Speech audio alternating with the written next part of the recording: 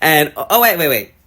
I'm gonna have to film in a bit. I'm baking cookies, and I think they'll probably be done in like 5 minutes. Ding.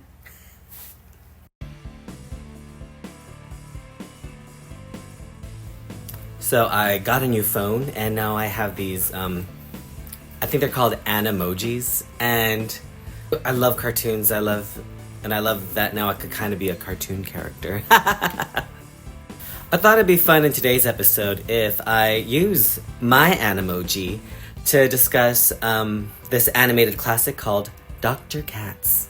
Do you all remember Dr. Katz? Well, we're going to talk about Dr. Katz today. This is so much fun.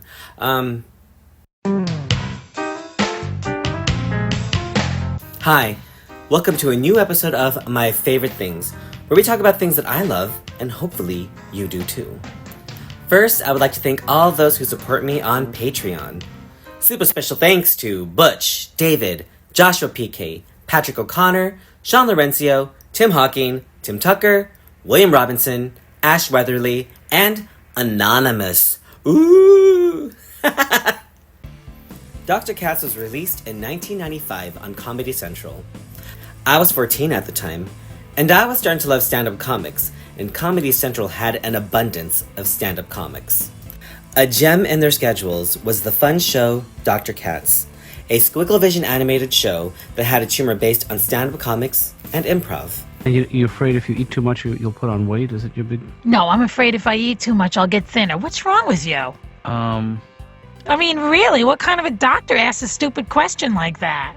Dr. Katz's patients included some awesome stand-up comics like Kathy Griffin, Margaret Cho, Wendy Liebman, Joan Rivers, and the show had some celebrity special guests in Carrie Fisher, Whoopi Goldberg, Winona Ryder, Lisa Kudrow, and Julia Louis-Dreyfus, among the very many. My mother-in-law, actually she was a very nice woman, and I had to have her cremated, and I cannot tell you, I flew all the way over to England because they were English, and I had her cremated, and I was coming back on the plane, and then it hit me. Maybe I should have waited till she was dead, but you know, doctor, I'm busy, and I had 3 days off, and I figured, let me do it now, and and she just wouldn't listen. And I kept saying, Helen, you've always said, Joan, I want to be cremated. Well, I have the time. I spent my own money on the ticket. I'm here. Let's just go through with it. Aside from his many patients and his secretary Laura, played to perfection by Laura Silverman.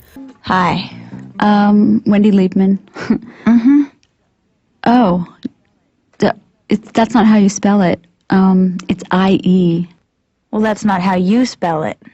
Dr. Katz's life consisted of his son Ben, played by H. John Benjamin, and his friends at the bar. Most impressive was that there was no script.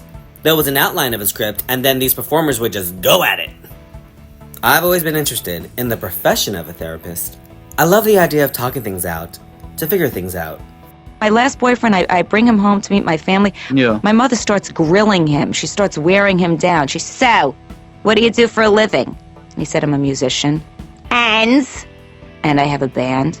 And I play guitar. And this went on for like 15 minutes, till finally I found out he once murdered a man. So maybe she's doing me a favor. I don't know.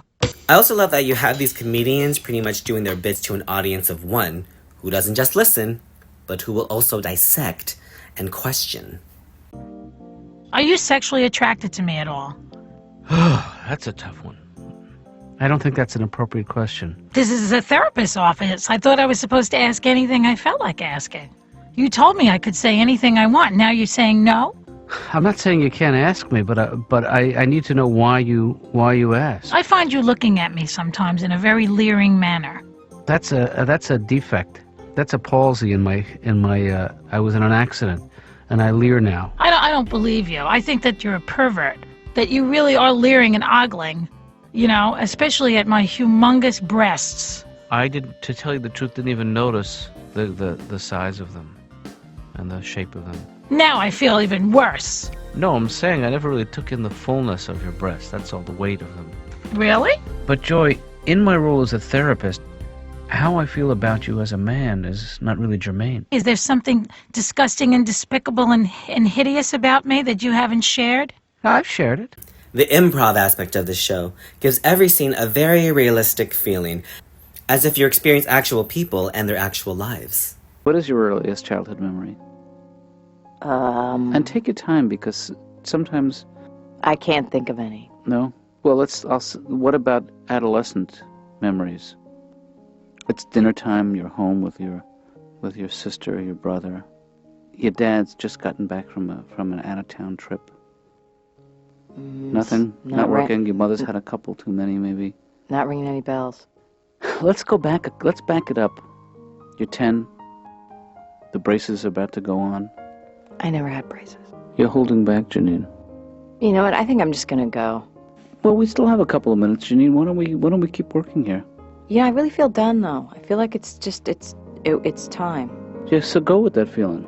I will go with that No, feeling. don't go with that feeling. I mean, just... Why don't I just take the feeling to my car Well, and sit with it in my car and drive home with it, and if I feel that it's appropriate to come back with the feeling, I'll bring it on back to you. Aside from the hilarious guest segments, I love seeing the relationship between Dr. Katz and his son, Ben. Ben? What? Dad? Ben, you're in the dumpster. Dad, What are you doing in the dumpster? what? Do you recognize That's this? one thing, Ben, to be... Do you recognize this? That's bully. That's It's bully. one thing to be Yeah, unemployed. that's bully. Oh, What you're doing in jeez. the... Yeah, you... Oh, did I... I didn't throw it out.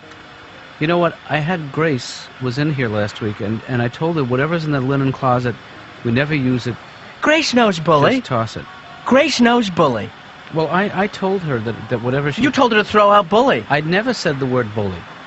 I said the linen closet is unusable because it's so packed full of junk. How could you... I mean, you know bully is my favorite stuffed animal. It has been since I was 2.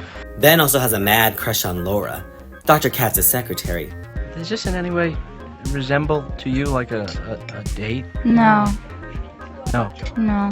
No. What would make it more like a date to you? If you were a different guy, I guess. Played by the amazing Laura Silverman, the older sister of comedian Sarah Silverman. My sister is so much deeper than me. She's a deeper person, you know. Even as kids, she was just an older soul, you know. We were sitting at the breakfast table and she said, you know, Sarah, I think that the enemy of fear and tension is involvement. Right. I said, yeah. Grandma's fat. Dr. Katz was a very unique show that still holds up years after its initial airing. A live version was produced by Comedy Central that had returning guests like Kathy Griffin and new guests like the always hilarious Maria Bamford. And currently, a new audio version is available on Audible.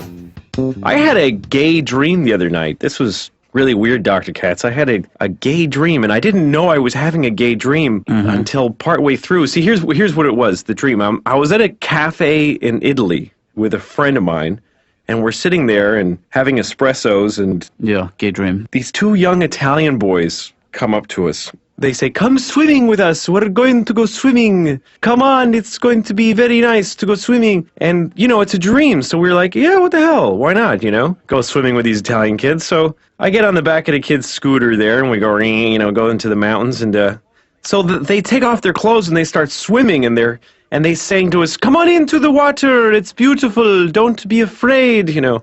So we're starting to get undressed, and I asked my friend, "Is this gay, do you think, to swim with Italian teenage boys?" And my friend was like, "No, of course not." And I said, "Yeah, you're right." Anyway, so I'm making out with one of them, you know, like kissing him, and it hit me all at once. Of course this is gay. Whoops. What the hell was I thinking? You know what the music means, Louis. This is totally gay. It's time to stop. Our time is up. Thank you for joining me again. Another special thanks to my patrons. If you would like to be a patron, just email me right here, and I will give you that information. Thank you for joining me. Please leave a comment, a like, subscribe, show me some love, and come back next time for another fun episode of My Favorite Things. Bye. Hi, everyone. I'm Edward Cow. You get it? I just wanna hug you! Hi, everyone.